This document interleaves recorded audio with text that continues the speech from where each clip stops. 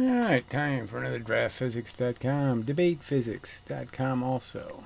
Video presentation. So we'll start with a comment. And, yeah, look, I can draw on here. Pretty cool.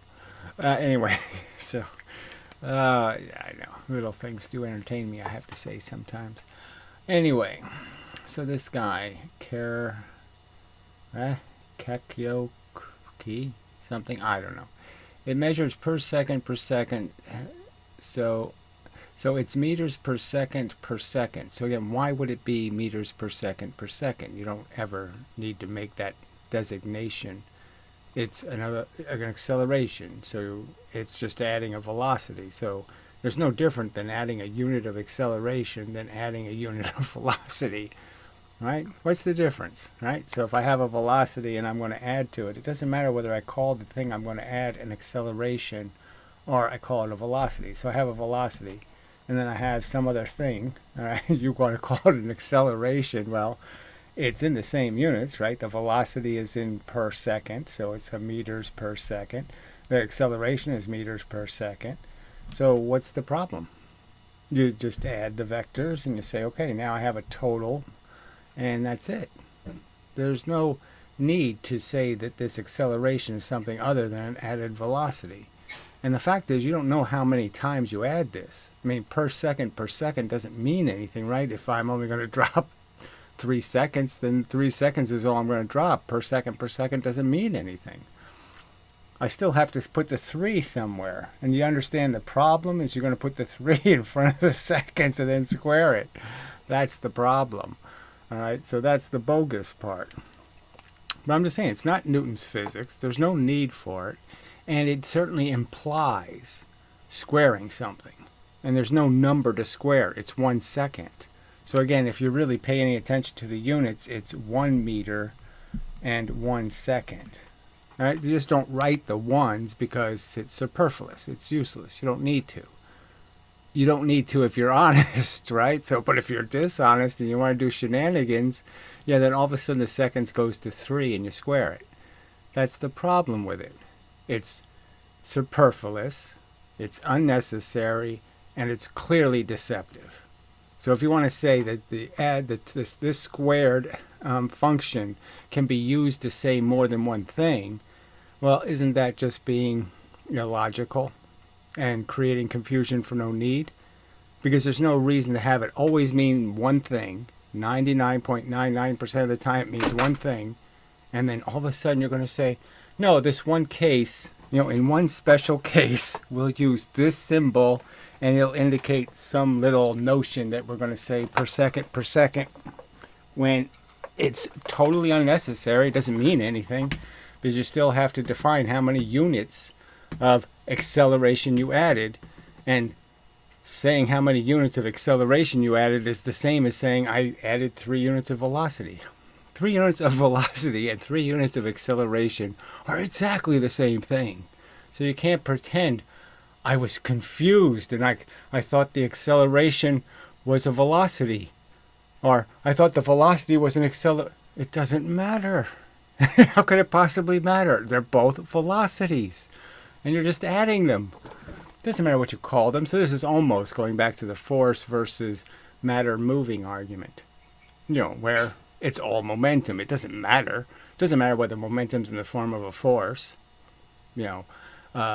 Gravity. Or I could use a material force like wind. Or it's hard matter, big matter. It doesn't matter what form it's in. It's always just a transfer of momentum. So why would I denote one of them as some special thing versus the other thing? And it's just that we don't understand, right? Well, it's about physics not understanding that force is matter. Okay, it has momentum. So you invented this notion that, okay, photons don't have any mass because we said so. Not because you have any reason to believe it, right? You have, really, come on, honestly answer the question. Do you have a good reason to believe photons don't have mass? I mean, did they ever show you some experiment that proves a photon doesn't have any mass? No, they just said it to you, and you just said, okay, I believe it. Why? So if you think of the forces as all having mass, that is, discrete particles, like Einstein suggested, light quanta. So if you think of it as being something with mass, then this is all really easy.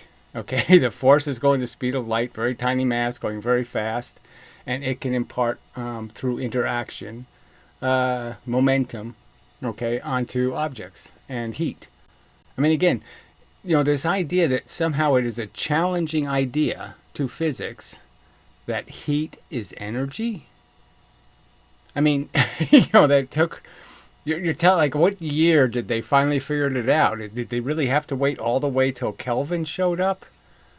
I mean, it's really not that difficult to imagine, is it? That, well, yeah, heat's movement of the vibration in the junk.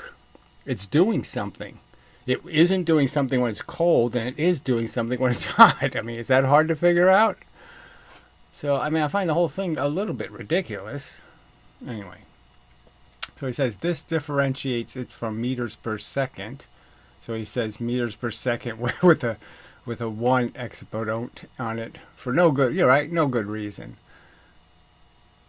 I mean, meters per second doesn't need to be qualified as it's just 1 second, because we already know it's just 1 second.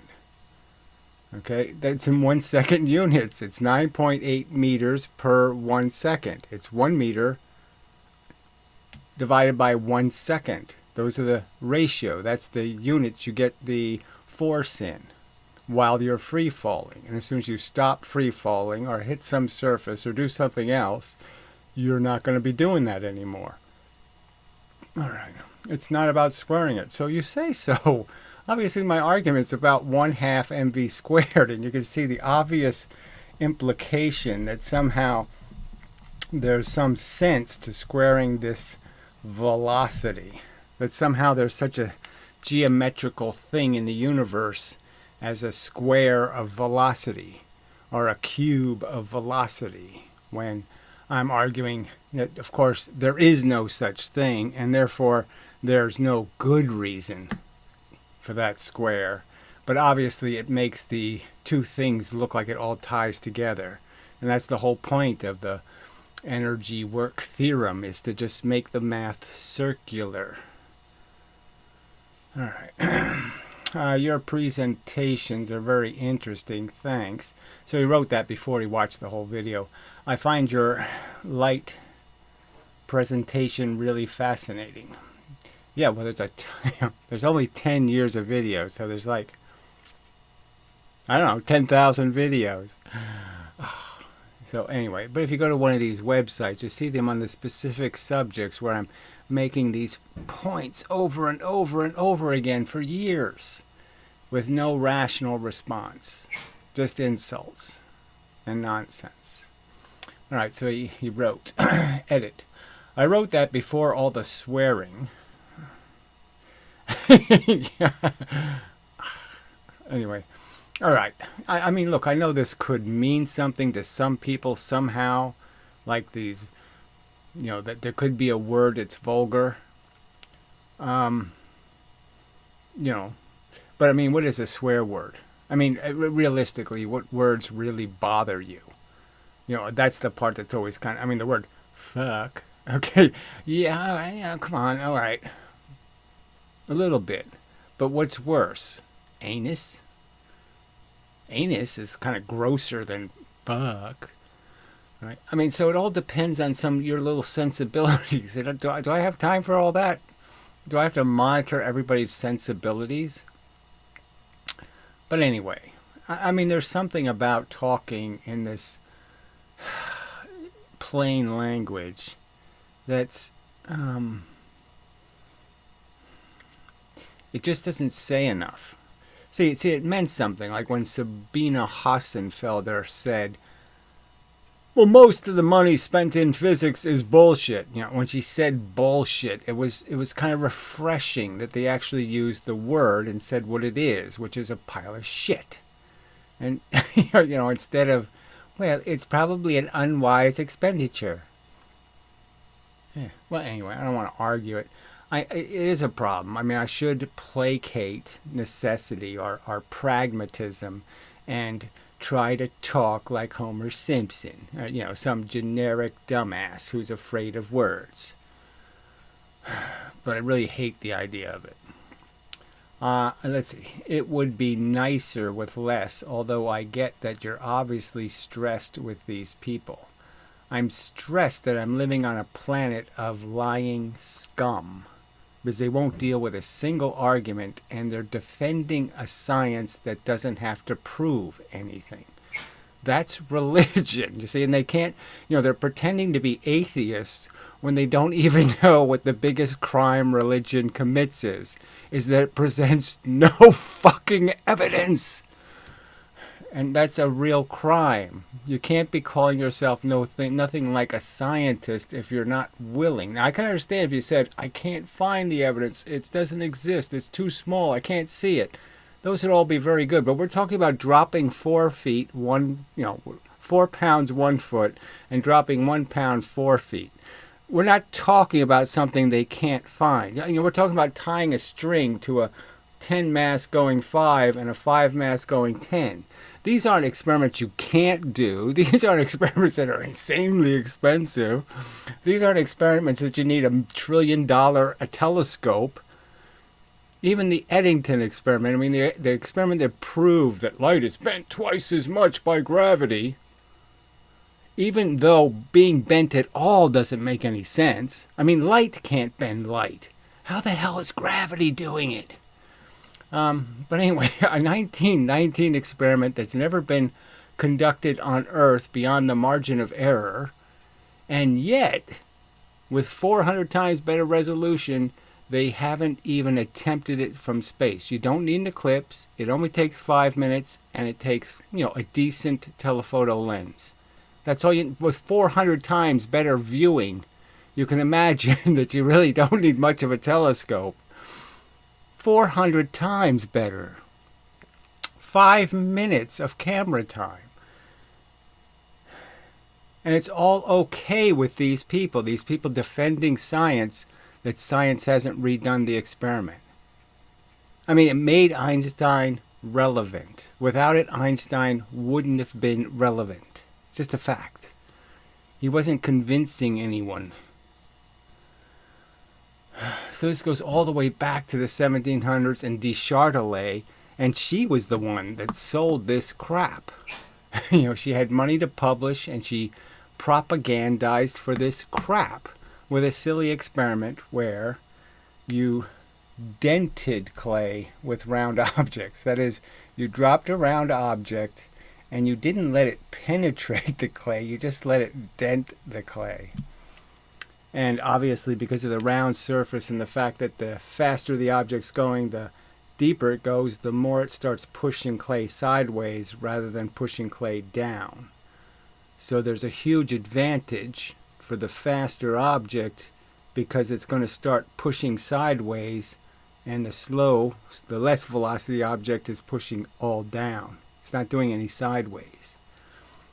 You can see the bias. You can understand the bias and say, oh, that decided what the truth was? That garbage experiment decided what everybody believes? So again, this is like Shroud of Turin. Reasonable people shouldn't be fooled by an 11-foot tall Jesus, right? An 11-foot tall Jesus? Come on, that's a little bit ridiculous, isn't it? Wouldn't they have noted that somewhere? Well, Jesus is extraordinarily tall.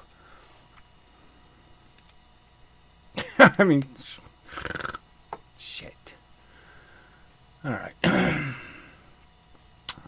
No, I'll continue. It's just, oh God, I just hate this planet. Anyway, let's see. You're obviously stressed with these people. I'm sorry they can't have a more mature scientific discussions with you like I always experience in education. So that's the thing, though, right? Nobody in education is actually arguing about anything. This whole controversy, right, where you get completely different answers. So let's understand, if you were going to land on the moon, you have a lunar module. So we're already in space, and all you're going to do is take the lunar module and land on the moon.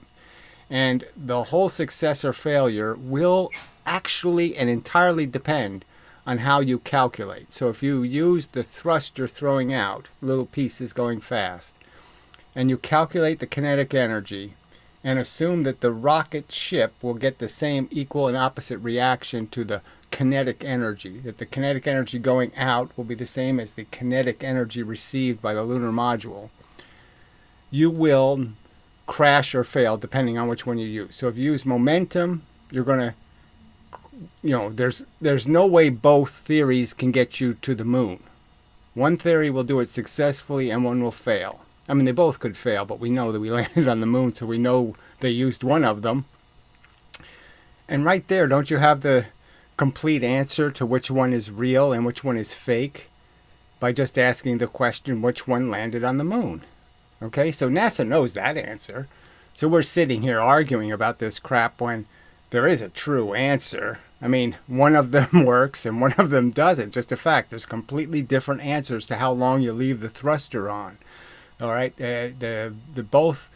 both systems do not produce the same outcome. Okay, so it's clear that this is a real controversy, not a fake one. And they all try to turn it into fake. They all try to say it was just semantics. How could it be semantics? The two equations, mv and mv squared, are completely different answers to the same question. So how could it possibly be semantics? You see how ridiculous it is?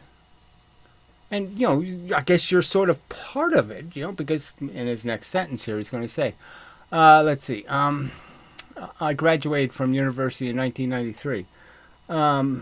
Yeah, I would have graduated in 82. So anyway, so you're 50 something, I guess. But anyway. So I'm just saying that this physics stuff, they just tell you and you just believe, right? I mean, isn't that how university works? And if a student did challenge the teacher and say something, well, what evidence do you have? And why is there a bunch of clay on your cart? And did you consider the angular momentum of the wheels when you told me how much momentum the linear object has? I mean, I have to make videos about this, right? So look, I didn't think about this when I started, and there was nothing in every single time they do a cart experiment, they never mention it, ever. So not a single time in any experiment done by these bums, these professors, these teachers, do they ever even mention it? So if I'm going to do a cart experiment, right, it has wheels. And it's just an absolute fact that it matters, okay, the energy in the wheel. So I could measure its motion. I could have a timing gate, and I could see how fast is this cart going. It could say 5 meters per second, right? Well, the trick is if I crash this cart into a wall, it doesn't have just that momentum. It doesn't have just its linear speed, okay, across the surface. If I have metal axles on here, they're all rotating. That's all mass rotating. So I have the wheels rotating and the axles rotating. All right, and that's all momentum that has no linear component. You can't see it. It's just a fact. Okay, so it's stored flywheel energy. So it's as if the cart had a big flywheel on it, okay, spinning. And that the flywheel was going to, the energy from the flywheel was going to put into the wall when you hit it. So it's not 5 meters per second. It's 5 meters per second plus, okay, whatever you calculate the mass moving of those wheels, the mass and velocity of those wheels. And so that's the big lie. And you can understand that the faster the same cart is going, the higher the percentage of energy that's in its wheels. So if you made it go with a spring or something, right, then you have to figure that, well, at the slow speed, I've lost less. I mean, I didn't have to put the energy into the wheels because the wheels aren't going as fast, so I didn't lose as much to the wheels. So my linear velocity will be more proportional to my spring compression. But the faster that cart goes, the more energy is in these wheels, and the less proportional the compression of the spring is to the wheels. And I just made a video about springs. So go to the debate physics channel, like a week ago or whatever. I made a video explaining how springs fail too. So these are all variables that none of the physicists ever mentioned. So I've watched hundreds of lectures. Okay, Yale, MIT, Stanford, hundreds. Even that little college in Pasadena. Hundreds of lectures. And they never talk about, so they do the experiment, but they never talk about these variables. Ever. So they do air track experiments and talk about how, oh, look, we've gotten rid of friction. But do they ever mention that, oh yeah, but we're adding a huge amount of energy to the system. That is, we're pumping a bunch of air. Okay, so there's a huge new source of energy we've added to create the low friction. And the cost of that is, oh, things can do this. Things can wobble about and tilt. So you can understand, as soon as on an air track, as soon as one of those carts tilts at all, it just becomes a jet engine. All the air goes out one side, and just obviously equal and opposite reaction, the object goes in the opposite direction. So there's all kinds of opportunity to create velocities, using the air to create the velocities. So none of this is talked about ever in any of those videos. So I defy you to find one of those frickin' experiments where they talk about the energy stored in the wheels. So find any video where the carts are rolling and they're crashing and they're doing all this stuff where they actually mention, oh, but you have to consider the fact that the car going twice as fast actually has twice as much energy stored in its wheels. Twice as much. It's perfectly linear in the sense that it goes with velocity. Twice the speed of the spinning object, twice the momentum. 3 times the speed, 3 times the momentum. Anybody talk about it? No.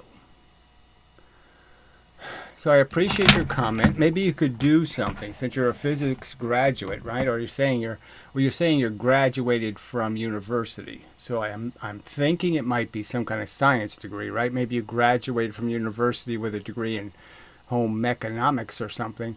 But you should be able to understand these arguments and recognize and say something like, you're absolutely right. I mean, they actually have no experimental evidence. They haven't tested any of it. They never put a thermometer in the ballistic pendulum. I mean, can I do the ballistic pendulum for you again? I mean, this one always comes out with a complete failure for kinetic energy. I mean, complete, always a complete failure. And you're saying, how can they keep defending this? I really should get rid of we'll do it with the black background. My mouse is failing to function properly. All right, I should be able to get rid of that. Then I should be able to get rid of that. And I did. Clever I am. Anyway, all right, so yes, you'll see my hand. Anyway, so what am I? Okay, so there's 3 ways you can do it, right? I can do the just adding the 5 pounds to the 5 pound object, 5 mass going 10 V. I add 5 mass to it. I end up with a 10 mass. Okay, and it's going 5 V. So I've lost half the kinetic energy, and essentially done a ballistic pendulum in the sense that I've just collected, okay, the thing that's moving got collected by the thing not moving. You can look at it either way, right? So that's all I've done. And the end result is I've lost half the energy in this case. All right, and then I showed the experiment where they did it with not a very big difference in the masses. So the thing moving, the thing you're going to crash into another mass, okay, is 1/5 of this. So this is a 4 mass. This is a 1 mass. And so you're going to crash this in, combine the 2 objects, it's going to move, and you're going to lose 80%, okay, of the kinetic energy lost. All right, 80%. And then you have the classic example of the bullet. all right, with 2,000 joules, let's say, going into the ballistic pendulum, and all the pendulum can collect, right? It loses 99.94% of the kinetic energy lost, gone. So we're supposed to believe that there's 1998.6 joules of energy of heat in here. That's their excuse, because it moves so feebly. Now, I conserved almost all the momentum, so let's just understand. In this case, I conserved like 98% of the momentum. A lot of the momentum conserved in this one. 100% conserved in these experiments. Nearly 100. I'm going to say nearly 100 just because you can see when you drop it, you're not subtracting energy in the vertical direction. You're really not. It still has all of its momentum this way when you drop the weight, because that's gravity combining the objects. So you really get really close to 100% of the momentum conserved. So yes, in this case, yeah, maybe you're only going to conserve 95% of the momentum. So there will be some heat in here, but it's going to be 5% of the momentum. It's going to be 20 joules, not 2,000 joules. So the whole thing is just such a farce. And again, this is their science. So they never bothered to do what you have to do, which is really measure the heat. The heat is always part of, if you've got heat in the output, it means it was using your energy to make the heat. But you can't just use it as an open excuse. And that's all they're doing. They're saying every time there's a little bit of heat, they're explaining these huge losses of kinetic energy and saying half the energy. So just you could imagine half the energy of a 5-ton train, is lost to heat. I mean, it's just it'd be an insane amount of heat you'd have to find. So it's just a garbage argument. And how could you possibly make heat and conserve 100% of the momentum? You can't do that. It's impossible. You get it? I mean, you should be able to get it, right? You graduated from college. You're telling me you're a graduate. You should be able to get that they have no experimental evidence. They just say this shit for 300 years because a real legitimate religious kook. So that's the, that's their, that's the guy they want to make statues to and revere. Is a guy who absolutely covered everything he did in physics, in science, with religious jargon. He was a aggressive religious nut, and that's your founding father. That's their founding father of their physics. An aggressive religious nut. Monads and solitons. And he didn't mean solitons like from the sun. He meant solitons like ghostly things, that everything has a soul in it. All that kind of crap. So just statements of the truth, no evidence of a truth. He just said 4 pounds dropped 1 foot is the same as 1 pound dropped 4 feet.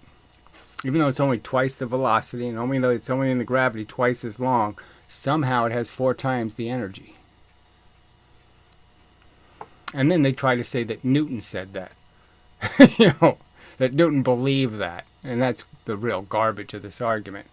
So I guess that's something else I should talk about, because I have been doing a lot of reading. So Descartes, we'll just designate Descartes, D-E-C. He had his own stupid ideas, but when it comes to this quantity of motion thing and the idea of how it moves through the universe, he was the one that was explicit that it doesn't matter whether it's going this way, this way, this way, or this way. There's no canceling energy. Any motion is real motion. So there's no possibility of you taking something with 100 momentums, let's say quantity of motions, mass times velocities, crashing it into something and having 200 come out because another 100 bounced off, which is really, I mean, come on, they actually believe they can do this. They actually believe that you, that you can crash something in, get a complete reflection back, and put 200 into the other object. They actually think you can do that. All right, but so obviously Descartes said no to this. No frickin' way does that crap happen. He doesn't care which way it's going. You can never make extra motion in the universe, mass moving. So you add up whichever way it's going right now. You just add up whatever things are doing right now. Let it crash into each other, do whatever the hell it wants, and then add it up again, and it has to be the same MV. The total MV number has to be the same. All the mass times all the velocity has to be the same number. All right, you can't ever increase it. So you can never you can never have this circumstance where now you have 100 going this way and 200 going this way, and now you have 300 masses moving, momentums. Can't do that. So the question is whether Newton thought you could do that. Now, from everything I've read of Newton and his definitions now and everything else, it seemed pretty clear. He said it doesn't matter which direction it's going. You've got to start with this. You start with so much motion, you end with so much motion.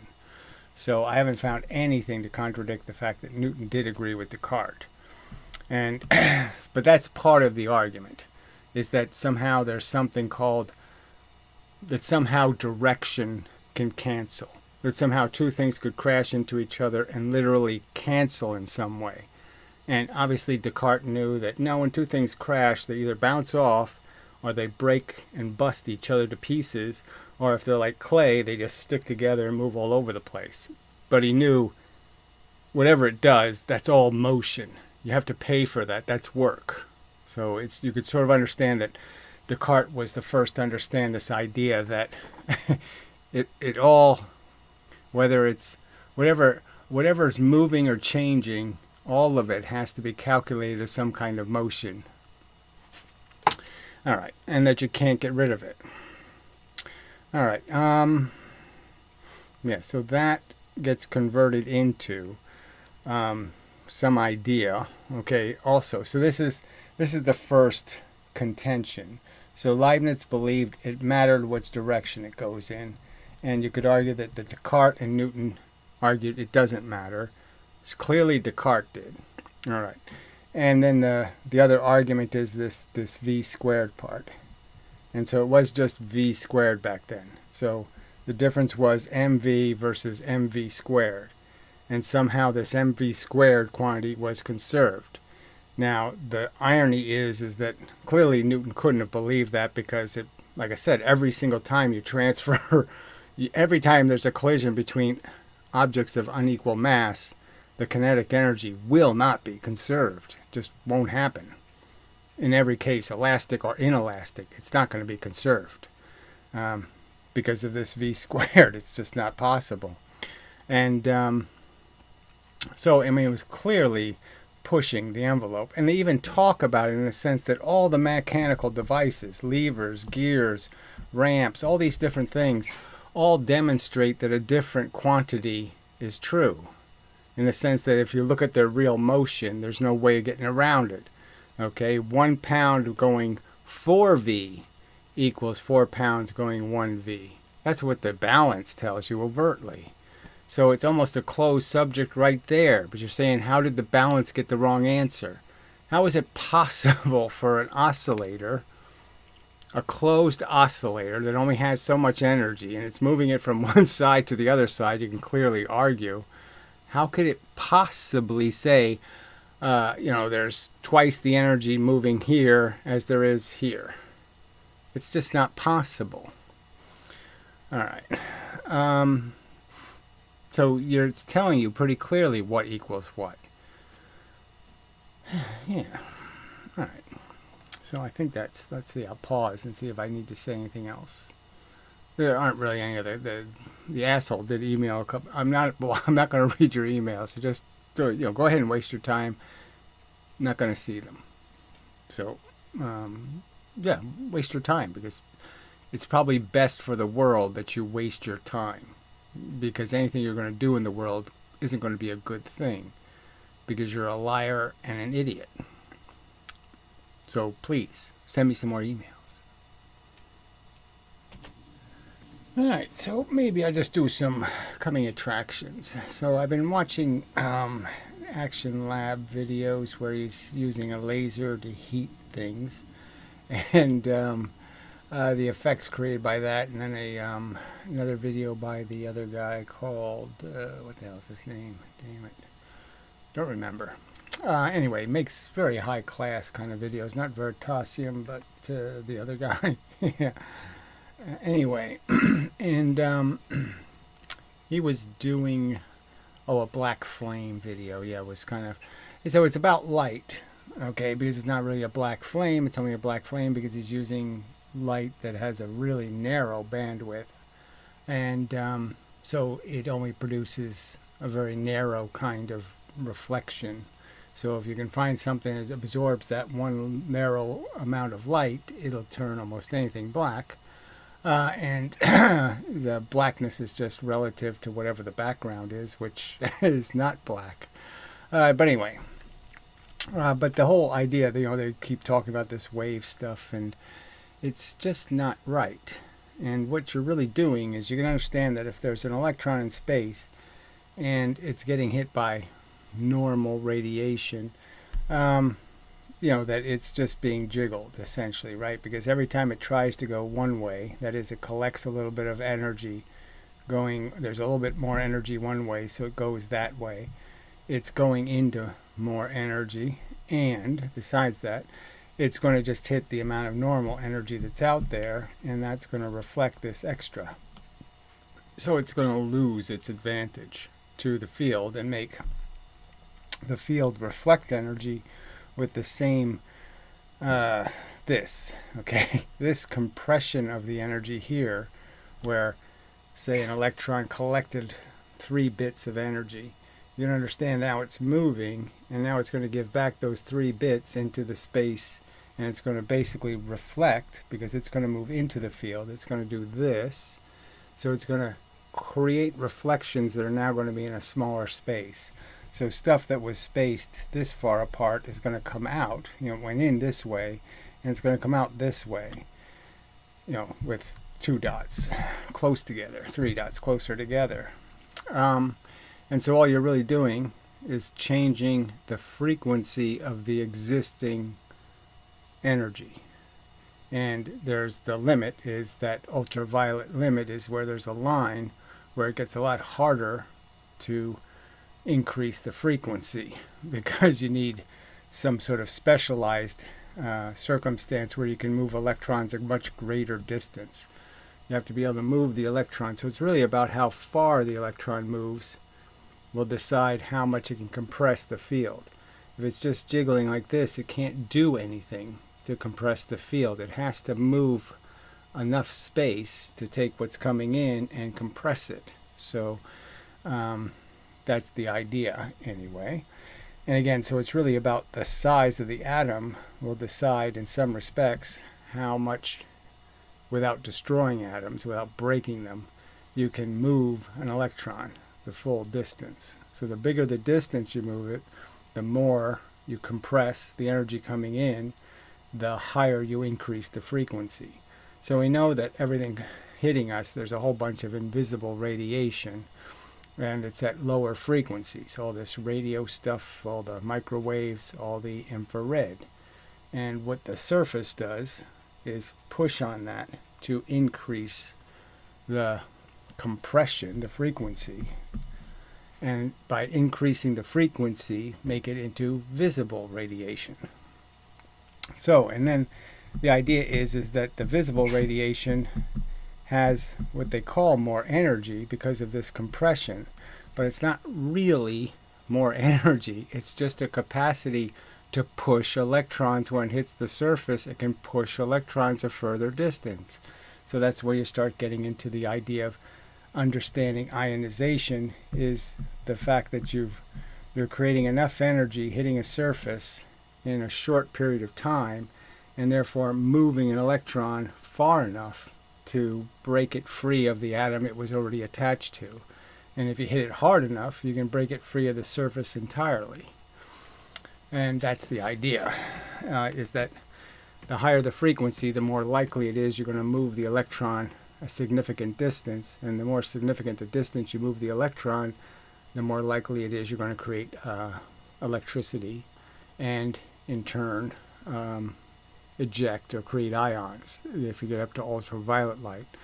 So the truth is there's a line that's just as important as the invisible to visible line is the line between ionizing radiation and non-ionizing radiation. Radiation is likely to expel electrons. Now each substance has a different standard for when it's going to get ionized, and some are very easy to ionize, some are very hard. So we're talking about starting to ionize metals. Would be that ultraviolet. Obviously that's a clear distinction, and for us it's a clear distinction. The ultraviolet damages our skin versus just heating our skin. Yeah, so that's for a future, more in depth in terms of understanding that you're not making more energy. You're just making electrons. You're giving energy to electrons and causing them to move, to jiggle, to jiggle over a much larger space. And that's the difference. So as much as that doesn't sound intuitive, like the little jiggle is a high frequency, but it has very little impact on the external world, where the big movement is a slower frequency, but it has a huge impact on the external world in the sense it's increasing the frequency of the reflected energy. So heat is about moving things more distance, not about speed.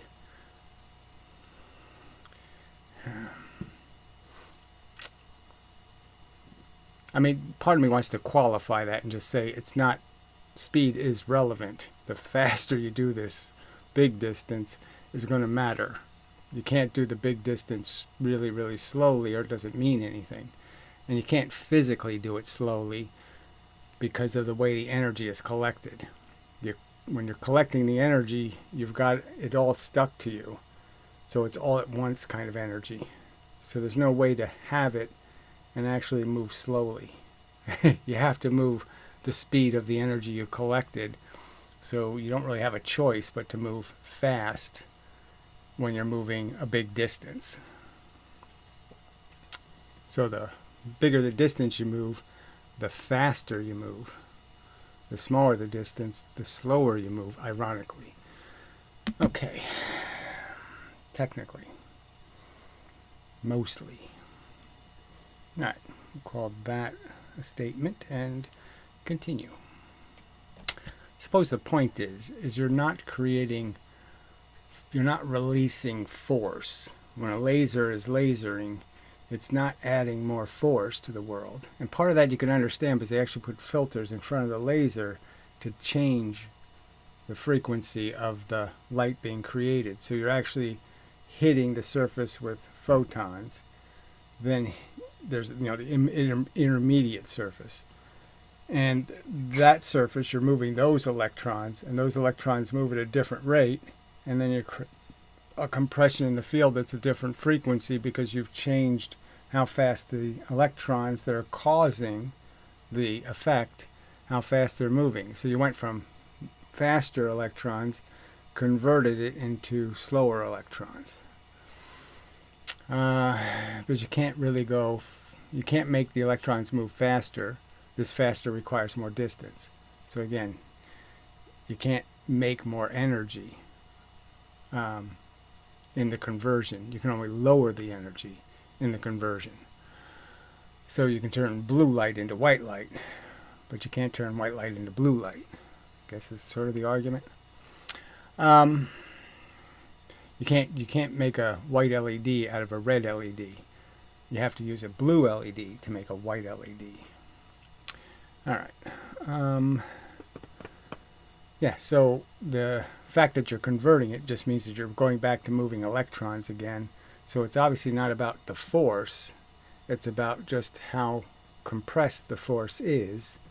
And that's moving the electrons, and it's moving them incrementally faster with the tighter the frequency. And that's what makes it look like you're sending more energy.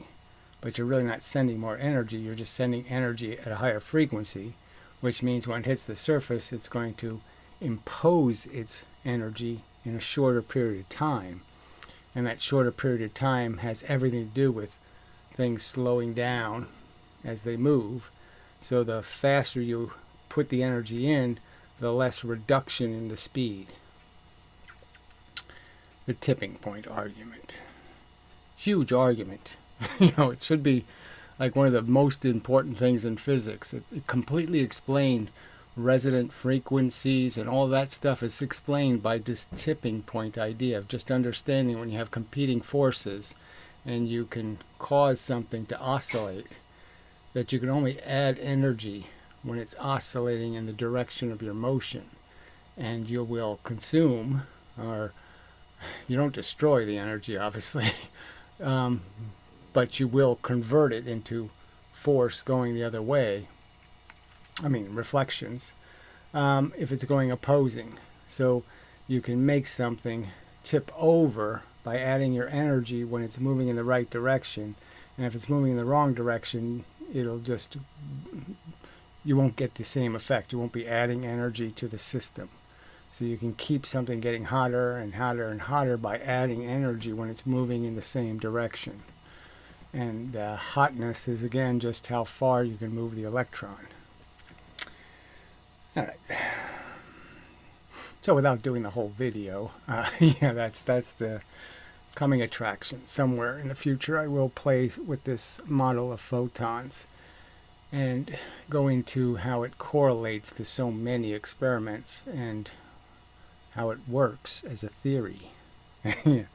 Yeah. All right, so that's probably enough. I mean, I could go into the gravity arguments. I mean, come on. Obviously, gravity creates heat. It can't be a bent geodesic because it creates an insane amount of heat.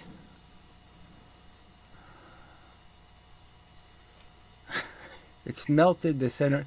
Again, people really think that the Earth got melted 4 billion years ago and it never cooled off. It just stayed hot because it's somehow perfectly insulated or something. So all the impacts billion years ago somehow heated the Earth, and now it's just stayed hot. It's a silly theory.